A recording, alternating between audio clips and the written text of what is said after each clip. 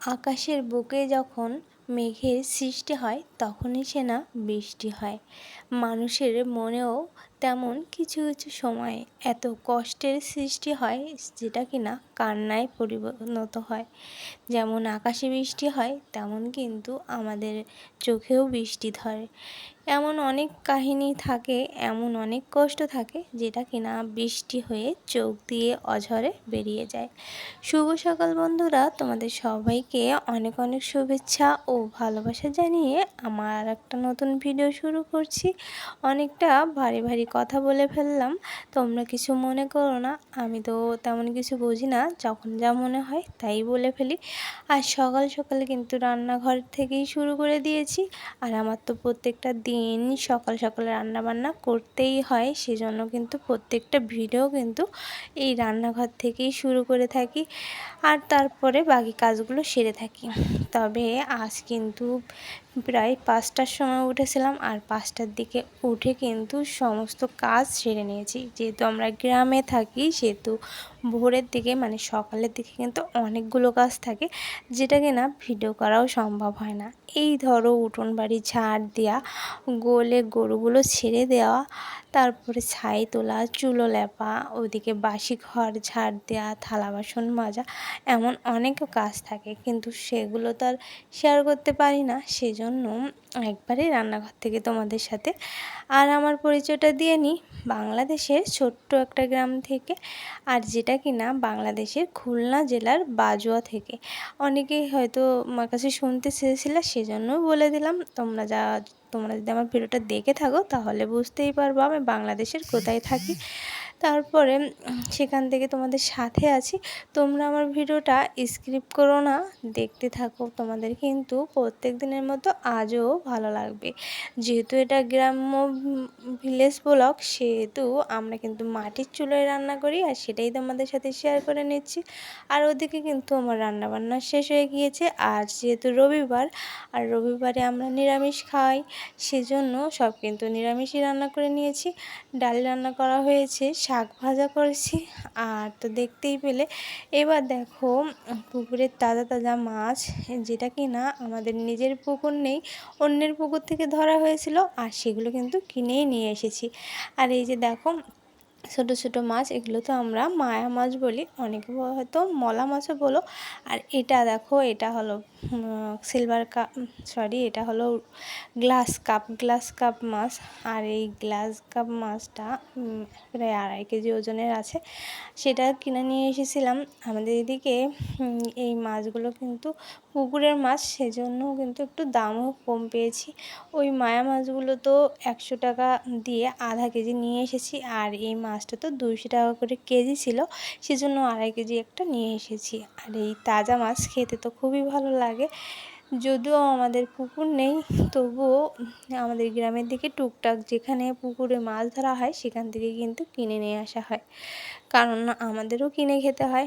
হয়তো তরি তরকারি এসব কেনা লাগে না, তবে কিন্তু মাছ শাক প্রচুর কেনা লাগে। আর এই দেখো আমি কেটে ধুয়ে পরিষ্কার করে নিয়ে এসেছি।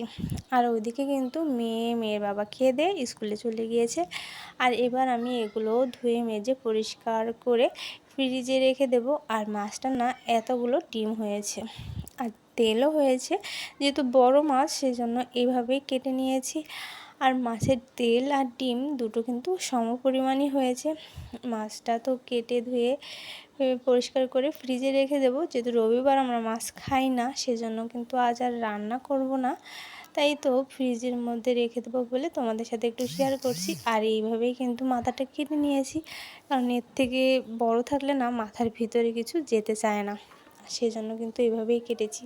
আর এই যে দেখো তেল হয়েছে, এই তেলগুলো সব পাত্রে অল্প অল্প করে রেখে দেবো। আর মাছ যেহেতু একবার এত বড় মাছ খাওয়া যায় না, সেজন্য কিন্তু আমি আমাদের এদিকে কিন্তু পলিথিনের মধ্যে ছোটো ছোটো টুকরা করেই কিন্তু আমরা ফ্রিজে রেখে দিই। বক্স করে রাখতে গেলে কিন্তু অনেকটা জায়গা লাগে, তো সেজন্য কিন্তু পলিথিনের মধ্যে ভরেই রেখে দিই।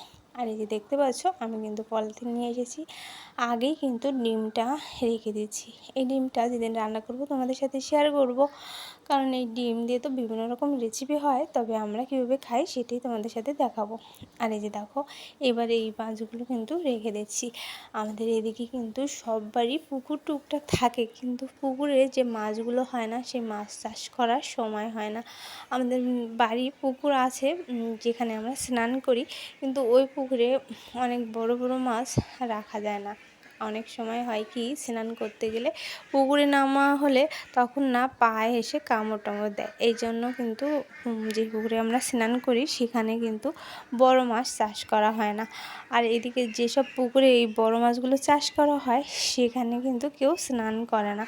অনেক সময় হয় কি, বড় বড় মাছ থাকলে কিন্তু স্নান করতে অসুবিধাও হয়। আর বাচ্চা কাচ্চা যেহেতু সবাই আমাদের এদিকে প্রায় সবাই পুকুরে স্নান করে, গ্রামের দিকে তো এটাই হয়ে থাকে।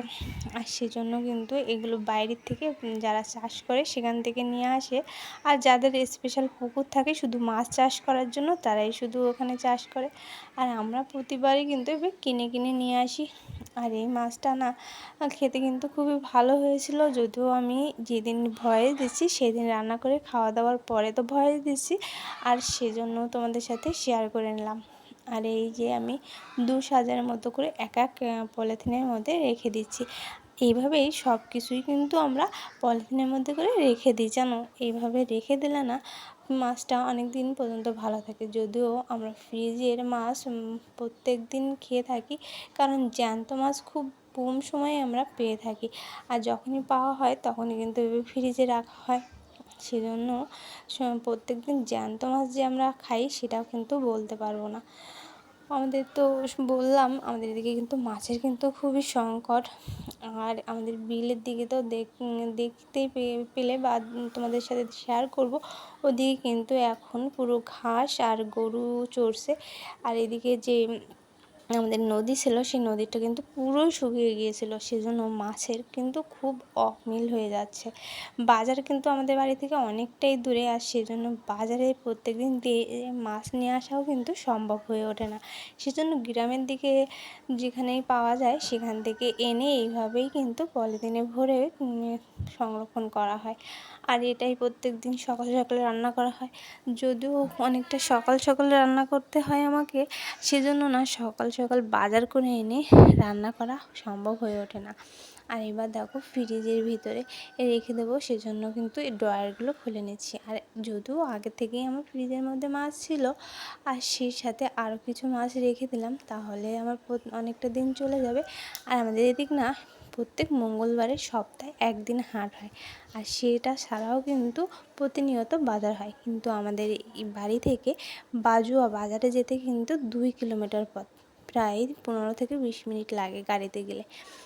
তারপরে চলে আসলাম কাপড় চোপড় ভেজাতে। আর ওদিকে মাছ টাছ সব গুছিয়ে নিয়েছি, ঘরদোর সব পরিষ্কার করে নিয়েছি।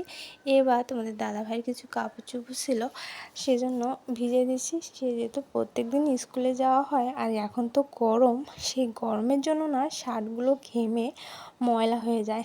আর প্রত্যেক দিন যেটা পরে যায় সেটা এসে খুলে রাখে, আবার পরের দিন আর একটা পরে যায়।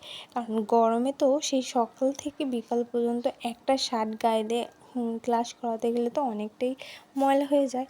সেজন্য না আমি প্রত্যেক দিন কিন্তু কেচে দিই। আর এখন যেহেতু রৌদ্র হচ্ছে, এখন তো আর বৃষ্টি না, সেজন্য প্রত্যেক দিনেরটা প্রত্যেক দিন কিন্তু স্নান করতে যাওয়ার সময় নিয়ে যাই, আর কেচে কুচে নিয়ে এসে দিই। তারপরে বিকাল হতে না হতে তো শুকিয়ে যায়। সেজন্য এখন যাব স্নান করতে। আর যেহেতু মাছ শাক কাটা হয়ে গিয়েছে, ঘর পরিষ্কার করা হয়ে গিয়েছে, সেজন্য নিয়ে যাচ্ছি। আর এই যে মশারিটা, এটা বাইরে ছিল, এটা একটু ময়লা হয়ে গিয়েছিল, সেজন্য ভাবলাম এটাও একটু ধুয়ে দিই। আর যেহেতু রৌদ্র আছে, দিলেই শুকিয়ে যাবে, সেজন্য আর কি দেরি না করে কিন্তু ভিজিয়ে নিয়ে স্নানে চলে গিয়েছিলাম। আর এই যে দেখো, দেখতে পাচ্ছ অনেক কিন্তু রৌদ্র আছে। এখনও তো বৃষ্টি হচ্ছে না, অনেকটা গরম পড়ছে। বৃষ্টি হলে একটু না ঠান্ডা লাগে, স্বস্তি মনে হয়। আর ঠান্ডার মধ্যে না শরীরটাও ভালো লাগে। কিন্তু এই প্রচণ্ড গরমে কাজ করতে কিন্তু খুবই ক্লান্ত হয়। সেজন্য কি করব বলো, কিছু করার নেই। প্রকৃতি তো এখন যখন বৃষ্টি হবে তখনই হবে, আর এখন বৃষ্টি না হয় কি আর করার। এই জন্য যে সকালে তারা স্নান করে মেয়ের বাবা যে কাপড়গুলো নেড়ে দিয়ে গিয়েছিলো, সেগুলোতে শুকিয়েই গিয়েছে। এখন ওই 12টা মতো বাজে। এখন আমি সেগুলো তুলে দিয়েছি, আর এবার ওই দড়ির পরে কিন্তু বাকি জিনিসপত্র নেড়ে দেবো। যদিও ছাদে দড়ি টানানো আছে, সেখানে কিন্তু কাপড় চোপড় মেলাই যায়, তবে ছাদে না প্রচুর রোদ পড়ে, আর সেই রোদে না কাপড় চোপড়গুলো এত মানে রঙটা নষ্ট হয়ে যায়, সেজন্য অতিরিক্ত রোদে কাপড় চোপড় দেওয়া কিন্তু ঠিকও না। আর সেজন্য এইখানে দিলে এই যখন শুকিয়ে যাবে, মনে হয় ঘন্টা দুয়ের মধ্যে কিন্তু শুকিয়ে যাবে, এতটা রৌদ্র। আর তখন এসে আমি কিন্তু নিয়ে যেতে পারবো। ছাদে থাকলে না মনে থাকে না, ছাদ তো উপরে আর এটা তো সামনে, একদম ঘরের সামনে, সেজন্য এটা কিন্তু চোখে বাঁধে। আর এই জন্য কিন্তু সবসময় এখানেই নেড়ে দিই। আবার যখন অনেকগুলো কাপড় চোপড় কাচা হয়, তখন করি কি, এখানে কিছুটা দিই, আবার ছাদে কিছুটা দিয়ে আসি, তাহলে 2 জায়গায় ভাগ করে দিলে দ্রুতই শুকিয়ে যায়। আর এবার আমি মাথাটা থেকে গামছাটা খুলে নিয়েছি, আর এই যে দেখো একটা উপহার পেতে কিন্তু আমরা সবাই ভালোবাসি, আর উপহার দিতেও কিন্তু আমার তো ভালো লাগে উপহার। আর এটা কিন্তু উপহার, এটা যদিও উপহার লেখা, কিন্তু এটা কিন্তু উপহার ছিল না, এটা আমার একজোড়া শাঁখা বাঁধানো।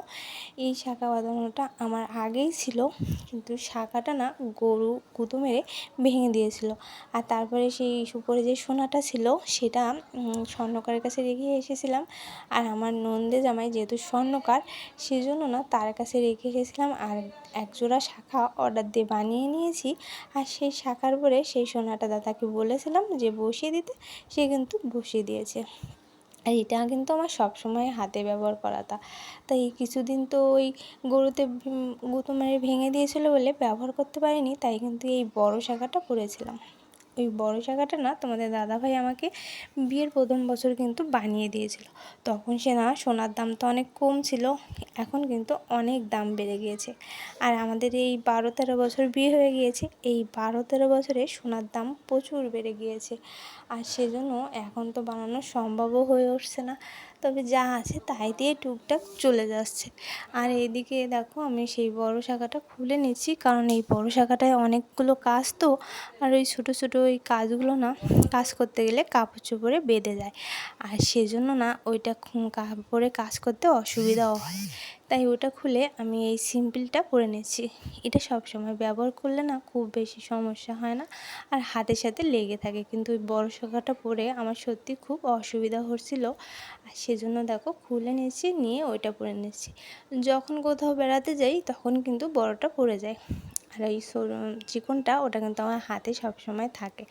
এই বড়টার কাজ অনেকটা বলে কিন্তু পরতেও অসুবিধা হয়, আর কাপড় চোপড় খুব বেঁধে যায়। আর এটা দেখো একদম সিম্পল। কোনটা তোমাদের কাছে বেশি ভালো লাগছে অবশ্যই কিন্তু কমেন্টে জানাতে ভুলো না।